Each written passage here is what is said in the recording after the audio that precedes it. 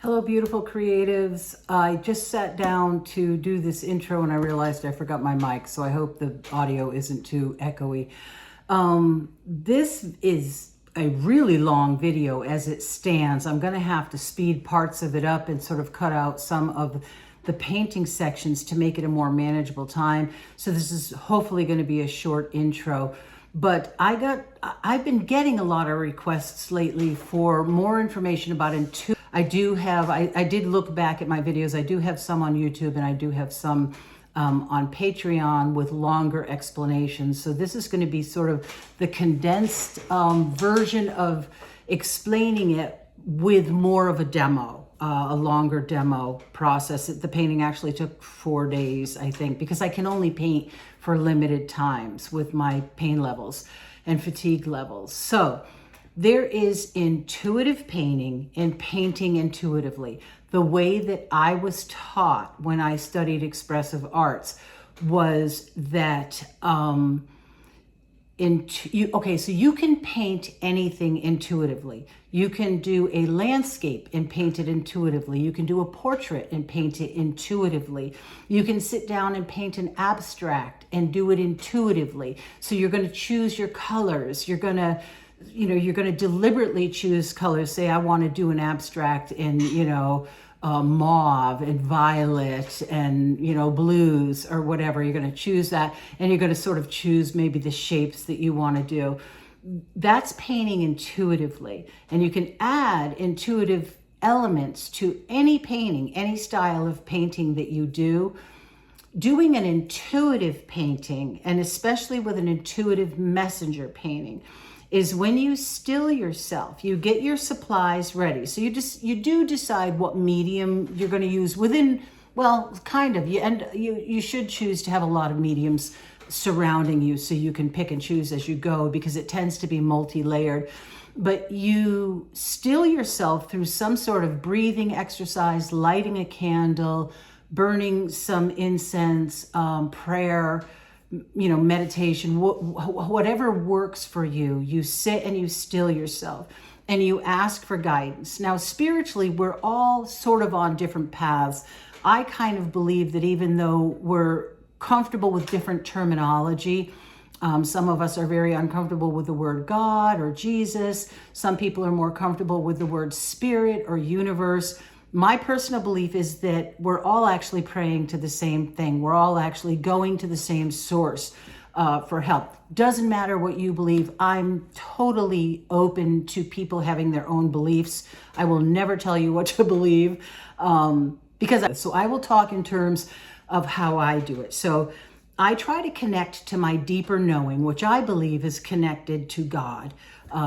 So that spirit, that Holy Spirit that, I believe dwells within us. I try to connect to that part of me. It's very hard to do while I'm filming. It's much, much less stressful and effective when I'm not filming and when I can just be quiet. But in order to demo it for you, I have to try to get there as best I can to do the demo.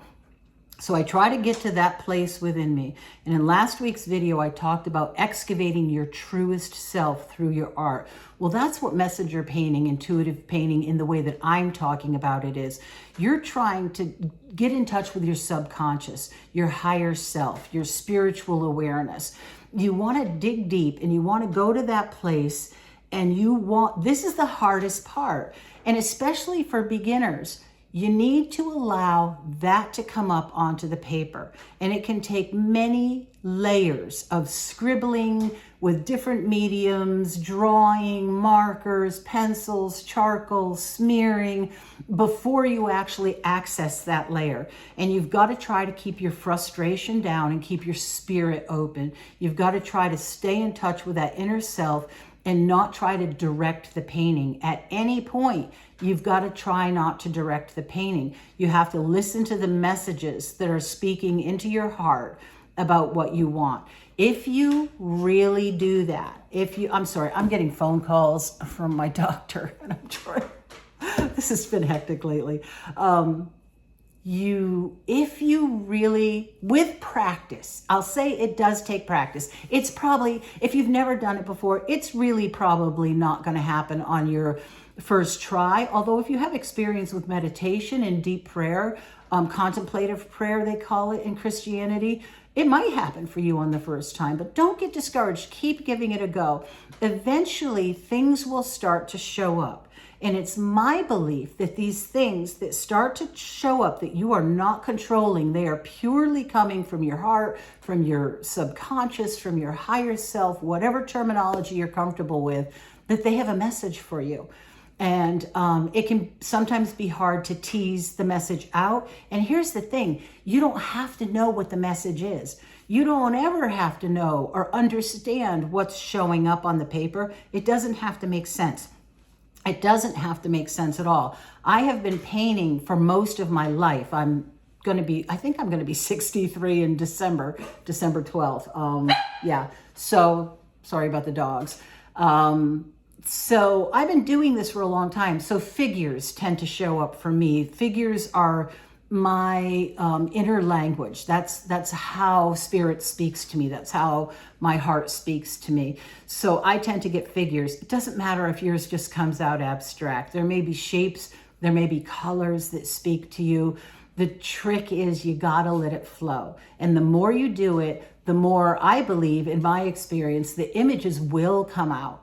It's better to paint bigger if you can, because then you have more room to bring something out onto the paper. It can be a little tricky to do in very small spaces. Not that you can't do it, but it can be a little trickier to have images come through. It's good to have some room. When we did this in one of the first courses that I took in expressive arts, we were making 10-foot by 8 or 9 foot paintings. I mean, we were in this huge space hall at Kripalu in Massachusetts, and we were making these massive paintings. So all kinds of figures and characters were coming out, and we were all doing it together in this room under the guidance of Aviva Gold, and we had this collective consciousness. We were all drawing on this energy and on. It was powerful. It was very powerful. And then we would sit in a circle each day after we painted and, just sort of meditate together and discuss our experience.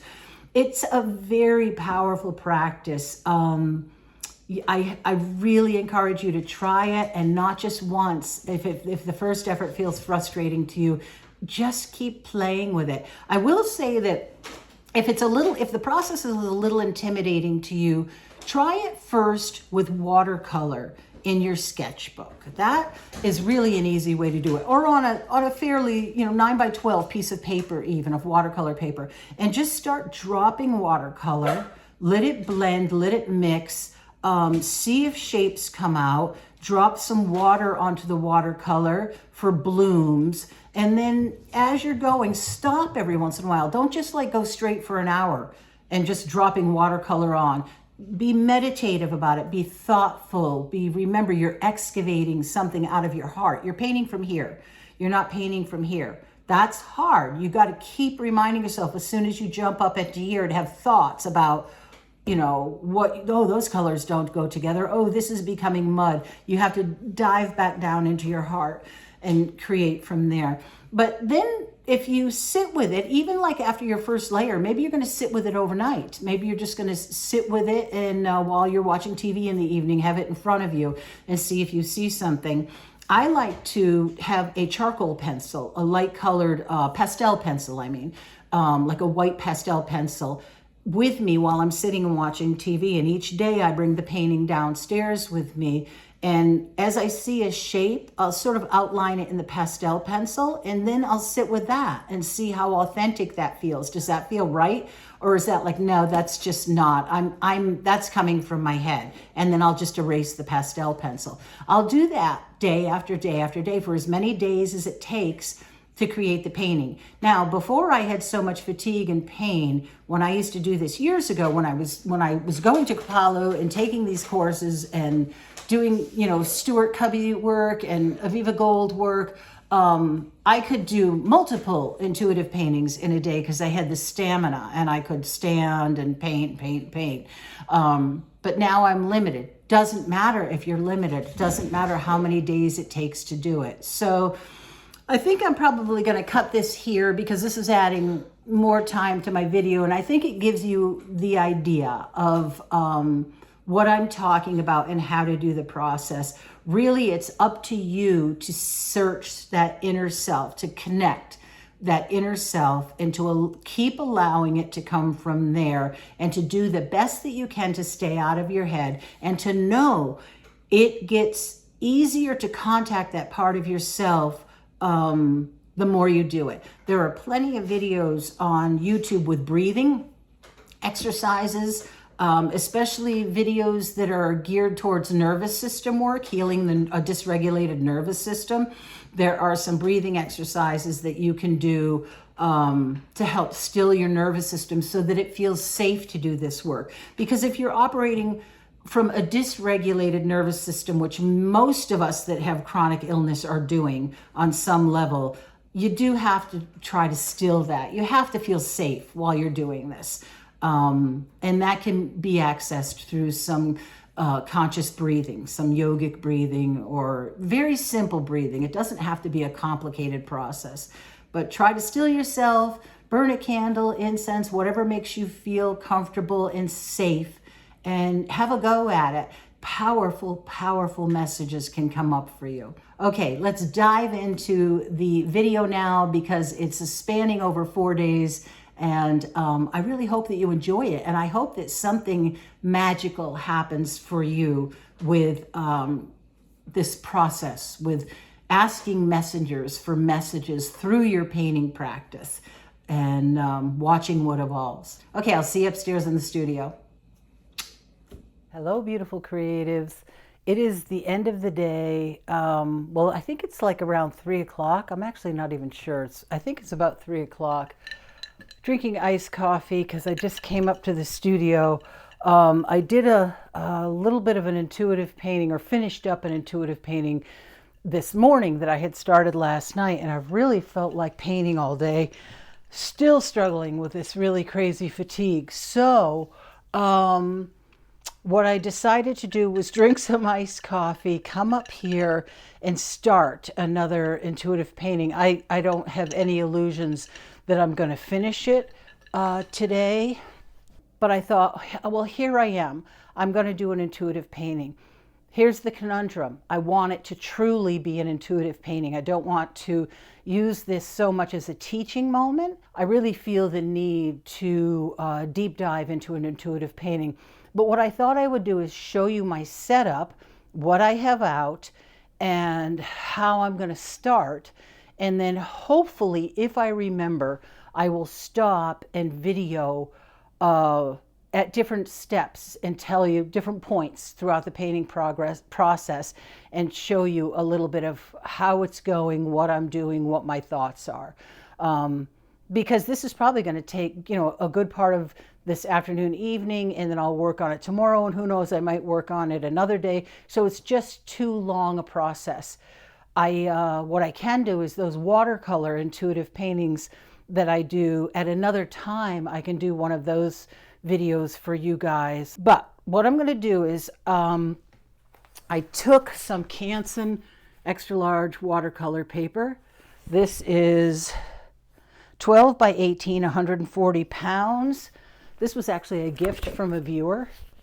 It's great paper.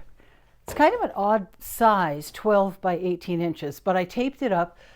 The first decision that I have to make is, am I going to do a vertical or horizontal composition? So right when I'm ready to paint, I'll make that decision. I have a palette full of Liquitex Basics. I have a sheet of palette paper, my water container. I have a whole tray here full of different things. These are those Paul Rubens giant oil pastels. These are Pentel ink brushes. I think they call them art brush. Yeah, art brush. I have Stabilo Woodies, a toothbrush for splattering, a credit card, and a scraper. These are all different kinds of pencils. Some water soluble, some China markers, just all different kinds of things. A spray bottle. And I have a large thing of sticks here.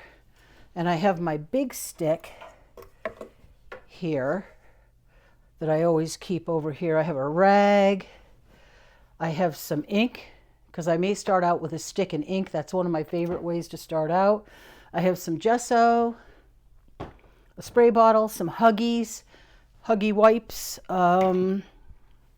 paper towels, and then over here, I don't know if you can see, but there's tons of brushes, all kinds of brushes, from really giant, fat brushes to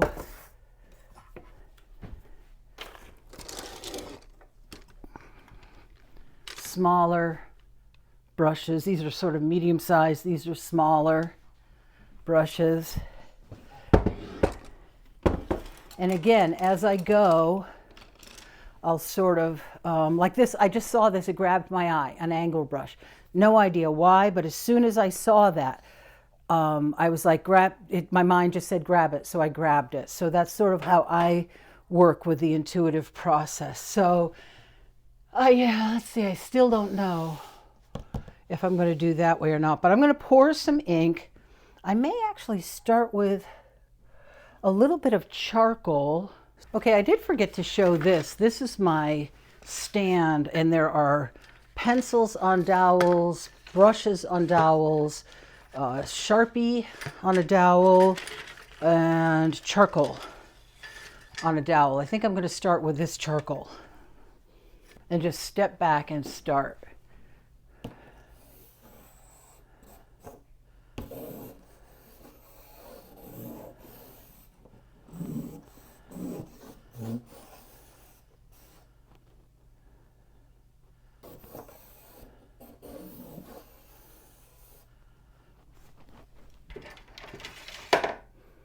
Okay, and then I think what I'm going to do, take some gesso in a cup and put some of it over that charcoal.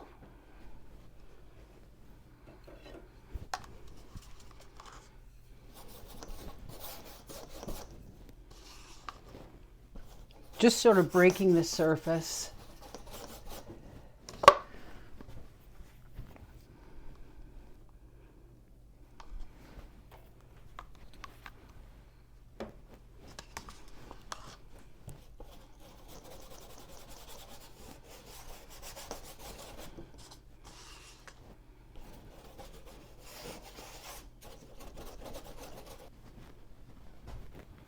Okay, so now the gesso is dry, I'm going to take this Conte stick that's taped to a long dowel. Probably should sharpen it first. And I'm going to make some smaller marks on the canvas with that. Let me see if it's sharp enough. Oh yeah.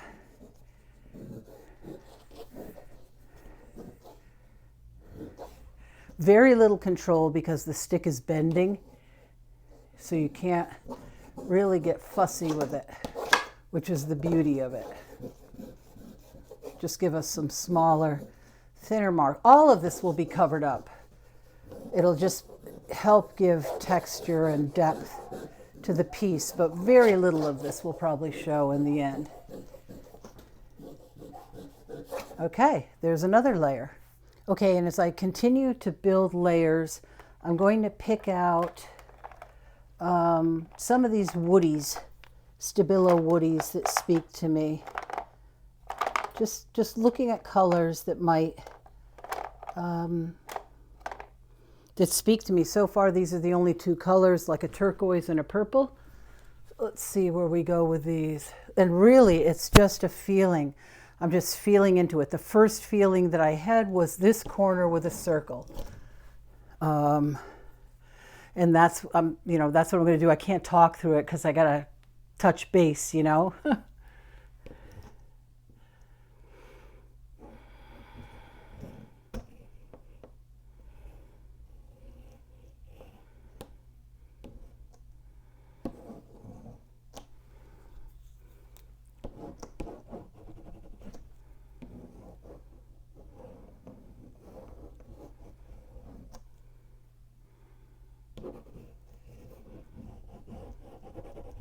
You just can feel it, you know, you can feel it as your hand is moving.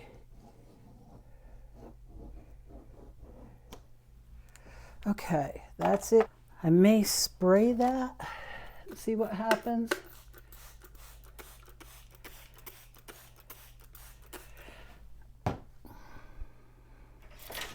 And then take my long brush on a dowel and kind of see what happens with this.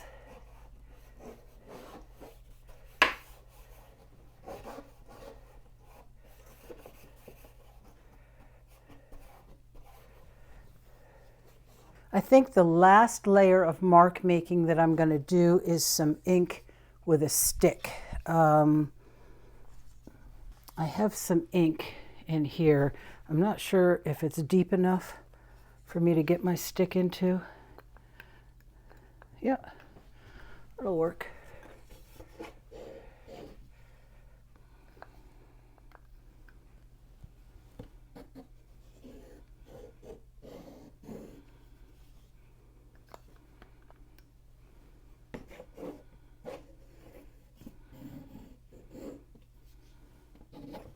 I'm just rolling the stick in all kinds of different directions, which gives a different thickness of ink, different thickness of line, different density of ink.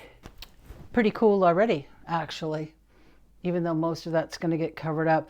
Okay, I'm going to dry that and then sit with it for a minute and see what it feels like I should do next. So I have these homemade inks, watercolor inks that I made. I forget if this was a YouTube video or a Patreon video. One of them has the video on how I made these homemade watercolor inks. And I'm going to take these and see what happens when I put them over this gessoed surface. The gesso is going to sort of resist them a little bit, I imagine, and the areas where there's less or no gesso is going to absorb them more.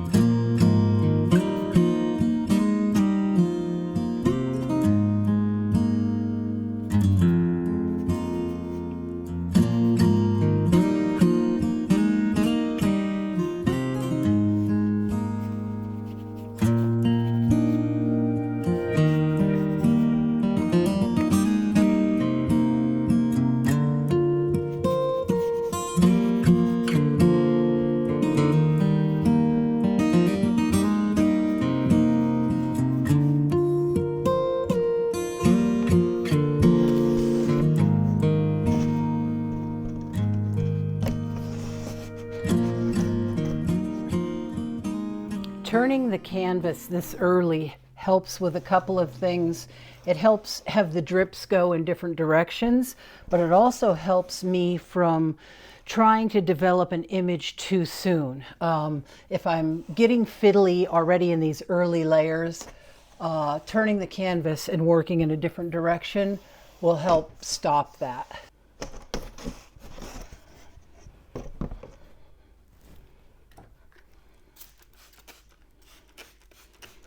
Basically, I'm just going to keep putting layers until something speaks to me. Some shape, some patch of color, some value shift speaks to me about something, and then I will go in and develop that.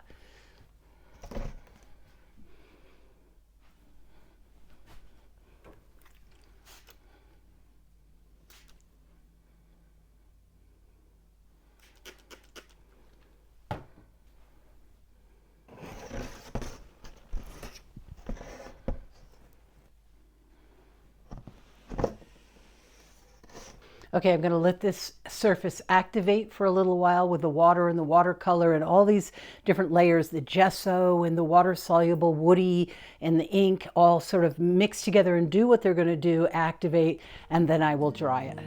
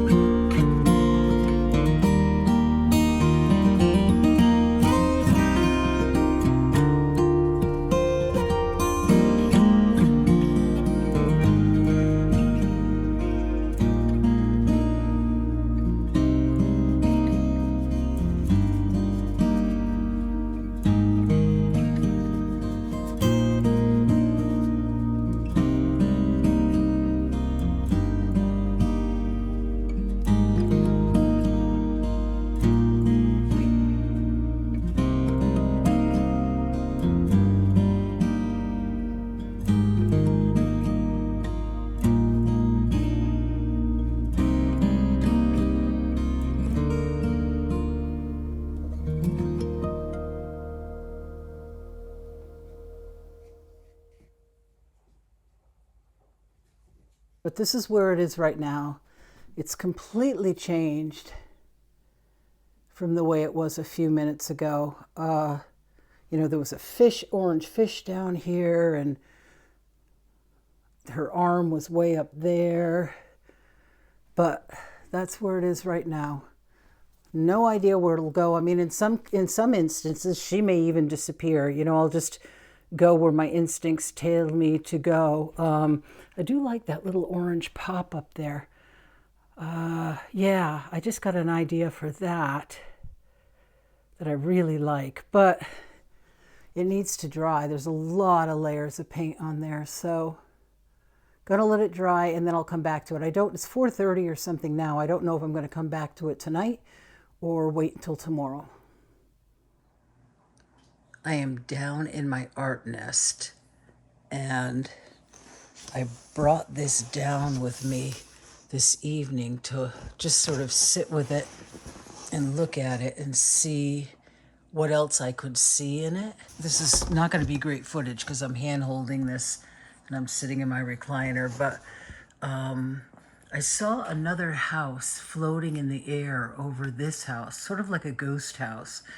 So I'm taking this white pastel pencil, white charcoal pencil, and I'm adding things in that I'm seeing. I'm pretty sure she's going to have a halo, so I sketched that in. And this hill, this green hill, is sort of going to turn into a person with the sun being its head and then its arm coming down and its hand just touching her hair. It's still going to be the earth. It's still going to be grass, but it's sort of like, you know, Mother Earth or something like that, like the earth embracing her. I guess that's how you look at it. And then this sort of sandy, grassy spot above the water. There was a very clear face in here, and I really fought it for a while. I could see hair here, like a ponytail, and I really kept putting it in with the charcoal pencil and then taking a wet rag and erasing it because I was fighting it. My logical mind was saying it doesn't make sense that there would be a person there. What is that? And but it was really just meant to be there because it wouldn't stop. It wouldn't stop showing up for me.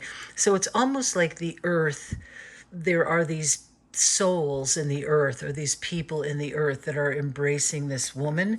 And then there's this water. And actually, as I'm looking through the camera, I'm starting to see a shape here. Like this is a shoulder and this is a head. I don't know if I'll develop that, but I'm seeing that. On the other hand, this could just be a reflection of her knee, which I think that's actually how I originally saw that, was like a reflection of her knee. I'm going to raise the water over here so that it's, you know, kind of going straight across. And that's what I'm seeing for now. I have been kind of just sitting with it, and I cannot figure out what she's holding in her hands. A couple of times I started to draw Nico, and my heart was like thinking about Nico, and I started to draw him, and I just don't think it's Nico. So I don't know what she's holding. So I'm going to wait and see if I have a dream tonight that tells me any more. But this is where I'm with it so far. And then tomorrow I'll work on it some more. Okay, that's where I am right now. Good morning, creatives.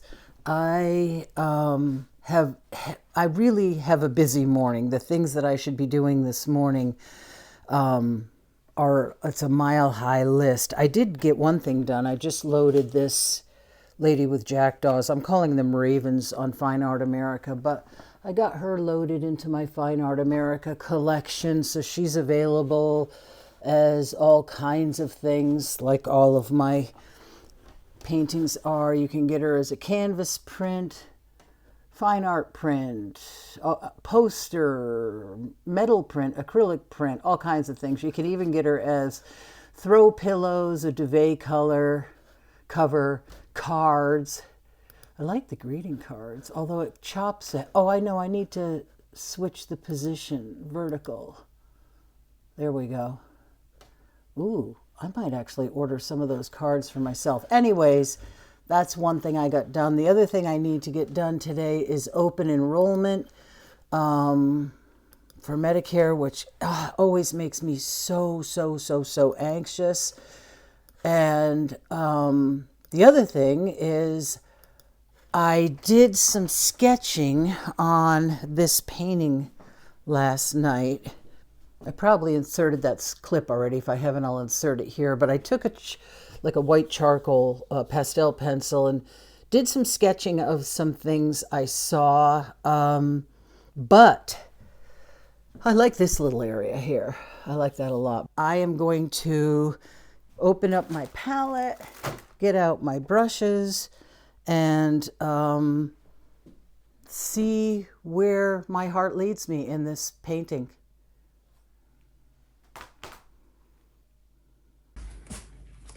Okay, this is what my palette looks like. I've got big piles of paint on here and various mixes.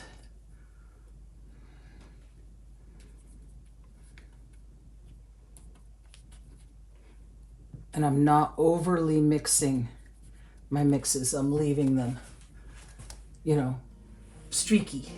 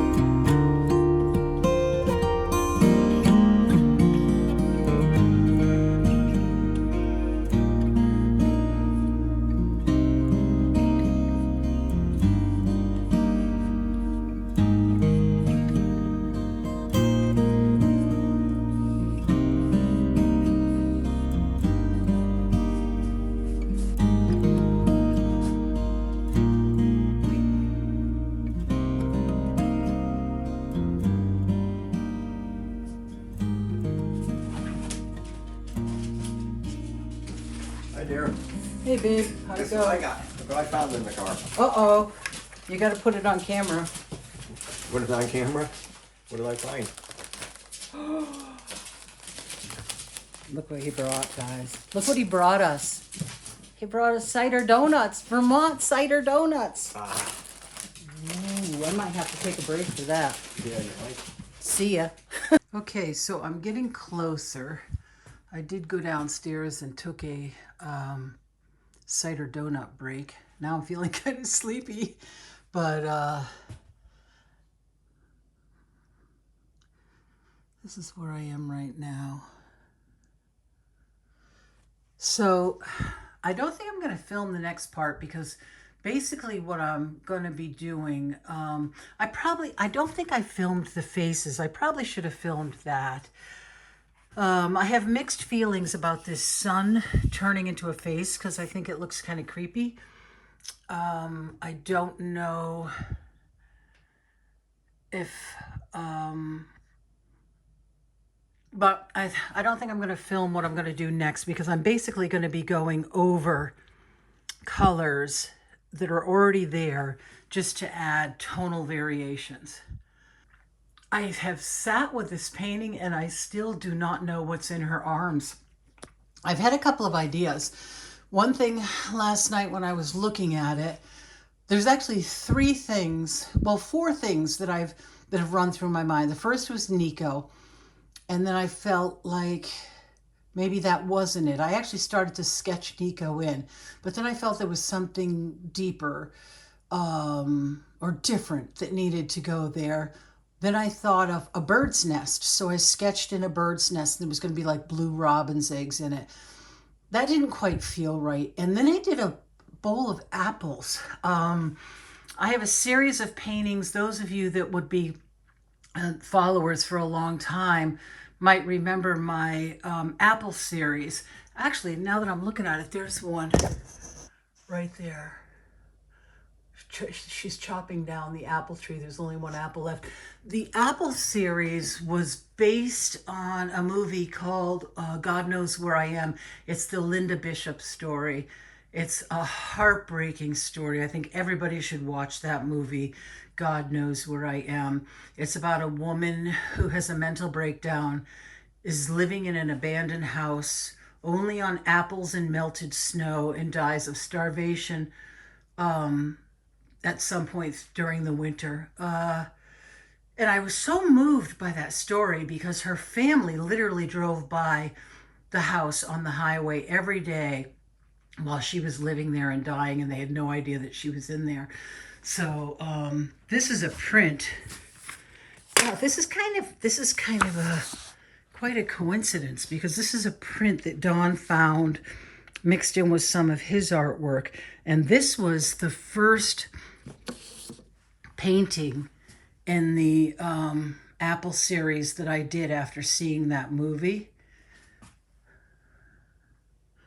It's looking really dark in my phone, and it's actually one of my favorite paintings that I've ever done. The crows kind of represent, Van Gogh's madness, his quote about the crows and him, making him mad. Yeah, mad isn't insane. But it's funny that this just came up and that I just looked up and that was on the wall. So maybe that's what it is. Maybe it needs to be apples. Maybe it's another painting in the Apple series. Okay, well, I'm going to add some final color variations to areas like the sky and her body, and then I'll see where I'm at from there.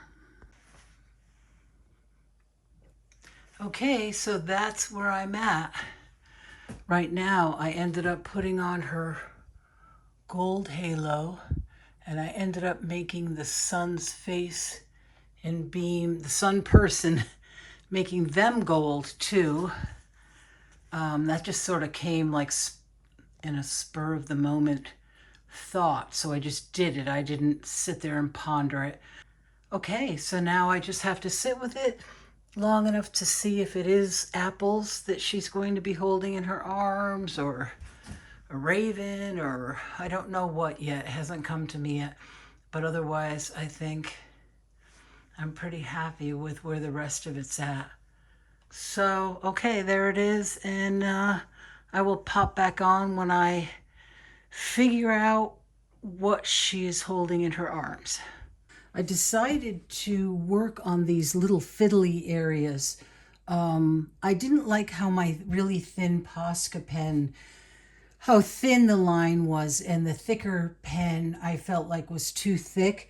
So what I did was I got, Arrtx had sent me this acrylic marker set, 90 markers, and I had one of their smaller sets that I've done a few videos on, but this is what the set looks like. These gorgeous markers, and these are not fiddly like, you know, the Poscas or the Montanas where you have to shake them and they can spit. These are ready as they are. You store them upside down. The box has separators in it, and these are ready to go.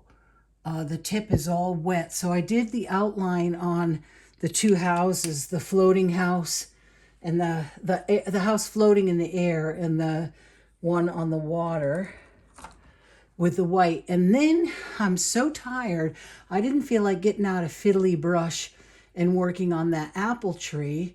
So I used the markers. And these things are just amazing. No priming, no shaking.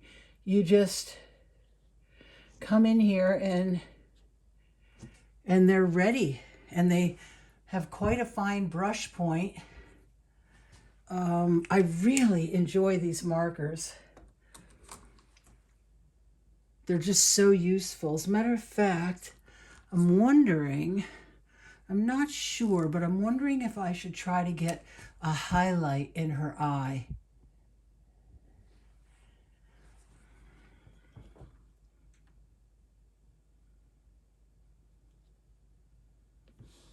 Look how fine a dot you can get in there. That's amazing.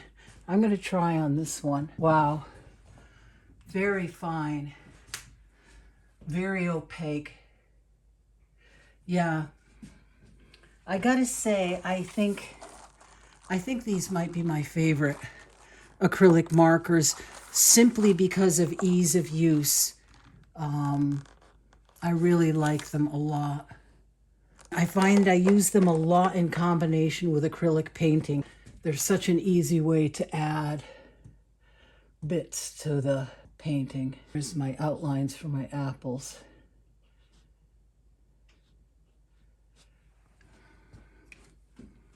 And I can either finish coloring them in with the markers or I can color them in with paint.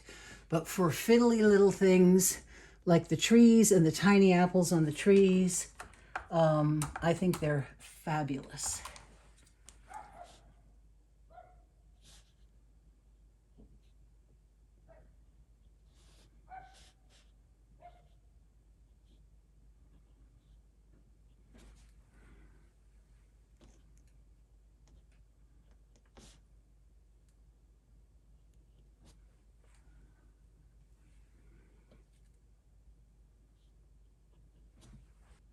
This is a different color red that I'm adding in here. A little bit brighter. Just adding a little touch of it. So that's the two different reds that I just added in there for those apples. Okay, so I don't think I'm going to finish it today either. I sort of roughed in the apples like a first coat on the apples. Put some apples on the tree. I redid the sun angel's face.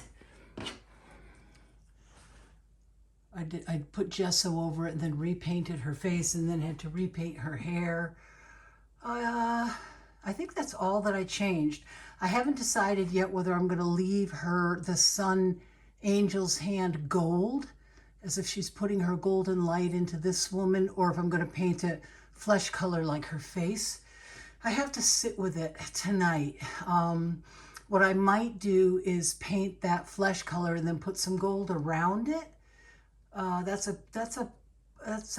distinct possibility. Still got to paint the bowl, finish painting the apples, but I'm getting close. I'm getting really, really close to done on this.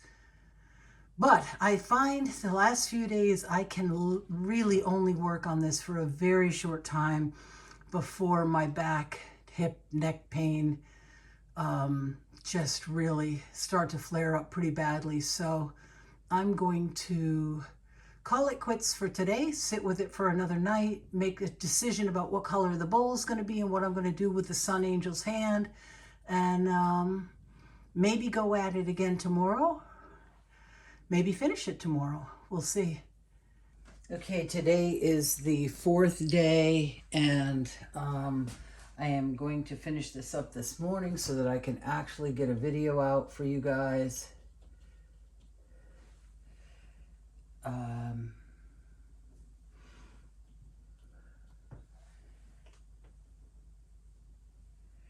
And I just have a few areas, really. I don't have a lot left that I need to accomplish. There's just a few things that I want to touch up.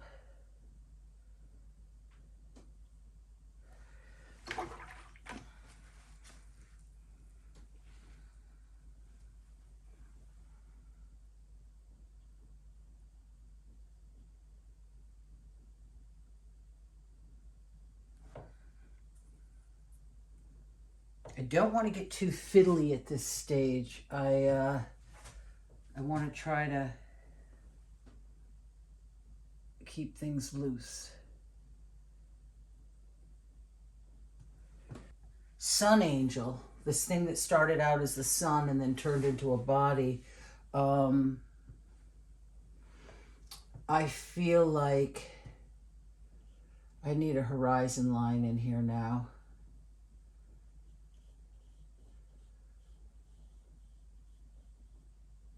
I feel like I need to put some sky in down here.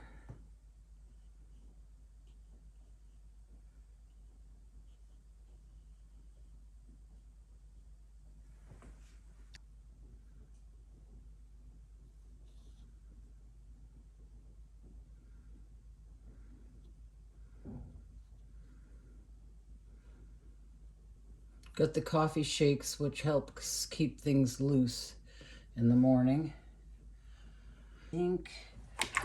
Pop some yellow ochre in there.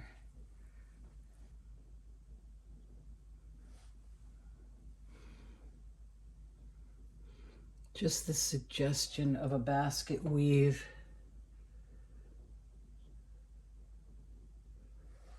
Right, and I think that's going to be it for the basket. I don't think I'm going to do any more on that. Well, if you guys, I don't think you can see my palette paper anymore, but these are all just piles that I'm pulling from of the flesh color. And mixing and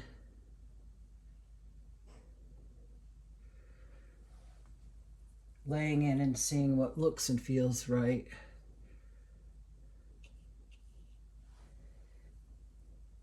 I'm going to call it finished at this point, so I'm going to do a tape peel for you guys, and then I'll show you a close-up of it.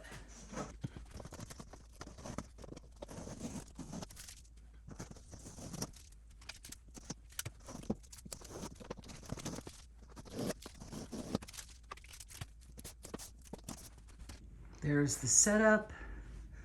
This is what my palette page looks like at the end with all the different mixes. That's what my palette looks like that's keeping my globs of paint wet. And then here is the painting that I'm calling finished for now. I don't know if I'll go back in to it with anything. I don't usually, on intuitive paintings, when I feel that it's done, unless I'm really called to do something else, I don't normally go back in. But there's the sun angel. There's the main character. Some of the colors in her flesh, which I don't think show very well when I back away. The apple tree, the 3 houses, the apple basket, and then this figure. And I came up with some theories last night about the meaning of all of this, which were really interesting. And it amazes me how these figures appear. And the more you do this practice, the easier the process becomes of listening to your inner self, excavating you know, those feelings and images onto the paper. It can be a little tricky in the beginning, but it does get easier with time. You can hear those voices and see those images more clearly. And then as long as you are listening and you're not trying to guide it, and you're not feeling like it has to make sense when you feel like an image comes that doesn't make sense, just put it on the paper. That's the purpose of this. We don't always have to understand what every symbol means because our subconscious will understand. But there it is.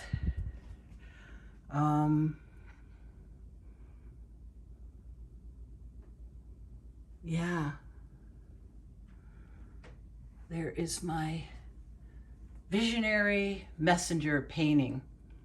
And really, it's only for me to know what these messengers are telling me. I have an idea. Sometimes it comes to you in dreams, and sometimes it comes to you more clearly. Donna and I had a couple of real strong epiphanies about it. But here's the thing. This is my intuitive painting. It has a meaning for me that only I can know. But it can also have a meaning for you. It was done through that very powerful intuition that I believe comes from spirit. I believe comes down through God and out through our artist's brush. So it can have a healing message for you. These characters can mean something for you that is totally different from what they mean for me. So this painting can be very healing and very touching, and be an emotional outlet for the people who view it as well. It's not only a healing form of art for the artist who creates it, but it's also a form of healing art for the audience as well. Okay, guys, I need to get filming an intro and editing this painting because if I have any hope of getting this up for you guys this week, again, this wasn't planned. It just came about of the string of events that someone had asked about it. And I realized I probably needed to do an updated intuitive messenger painting video. And I feel like because of the way it came about, this was supposed to be a Patreon week. This whole thing just felt very urgent to do. I have a feeling it does have a message for one or more of you, that there's something in this that you're going to see that's going to touch a deep emotion, and maybe you will feel release, maybe you will feel sadness, maybe you will feel joy. But I have a feeling this was supposed to be done and that it's meant for one of you, one or more of you. So I want to thank you guys from the bottom of my heart for all the hypes you gave me the last 2 weeks. By clicking on hype, you pushed my last 2 videos and helped me get past a block that my channel was on. I was in a little bit of a stagnant space for a while now, and you're clicking hype and the little carousel down below where the thumbs up and thumbs down are. If you scroll on that, you'll see a hype button. As long as you're on a personal account, you can't be on a professional account. You're doing that really helped my channel so much, and that is such a blessing to Dawn and I. We both thank you so much for pushing my channel ahead like that. So sure, you know, if you enjoyed this video, be sure to click like, hype, subscribe, all the things, and let me know what you thought in the comments. I would love to hear if you felt like there was a message in this for you. I would love to hear how this painting spoke to you and how these symbols might mean something to you. That would be really precious to share. I'm also incredibly blessed the way you guys are sharing with each other and supporting each other. When somebody does a deep share that's, you know, has some hurt and some hard times that they're going through, you guys are all clicking like. I would even love to see you go a step further and comment on those posts with each other and support each other, and just say praying for you, sending you love, sending you healing energy, here for you. You know, just let's support each other. These are tough times. I love watching you guys support each other on my Patreon, and now you're doing it more on my videos, and that's what this is about for me. It's about loving each other, supporting each other, and modeling how to live well with chronic illness, chronic pain, depression, anxiety, grief, all the things. We can do this. We can do this together as a community. Love you guys so much, and I will see you in the next video. Bye for now.